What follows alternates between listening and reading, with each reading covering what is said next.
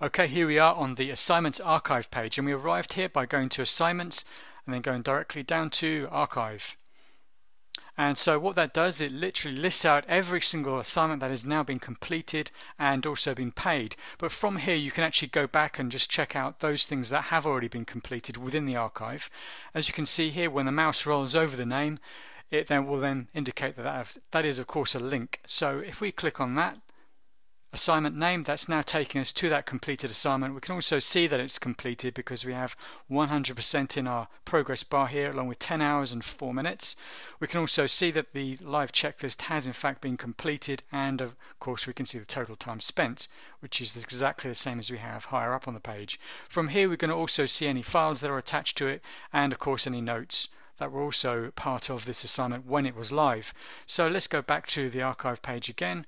And we can also see we have the name of the person doing the work, and again if you click on their name, that's going to take you to their staff profile page where you can get all the details about them. You're also going to be able to see all the live assignments they have they're currently working on. You're going to be able to see the completed assignments and anything that requires payment.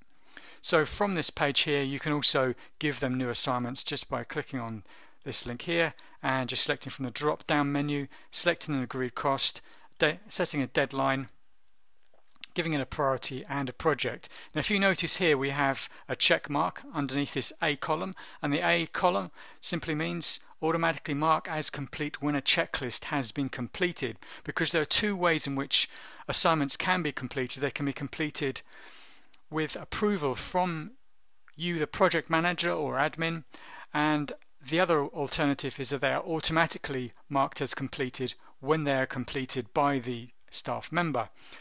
What happens here, when this is checked like so, it means that as soon as that last final checklist item has been checked off, that assignment is then marked as completed, and your staff member is going to receive an email letting them know that it's now time for them to be paid. Okay, so the other alternative is that if this is unchecked, what will then happen is your staff member will arrive on the very last item in their checklist. They will check that off. As soon as they've done that, you or the admin will get an email letting you both know that you've got to log in and approve this particular assignment before it can be marked as completed, and certainly before they can be paid. So it's a really good way of being able to check the work before payment is made.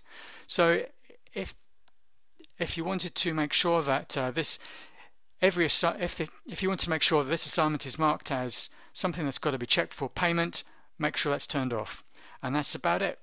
So if we scroll up the page again, we can just see those details. Let's go back. And we have a list here, and of course there's a project manager for that particular assignment, and then we have the amount that's the date of their payment, so we can see how much they were paid, when it was completed, and of course the time taken. So that about covers the Assignments Archive. That's all there is to it. Okay, thank you very much.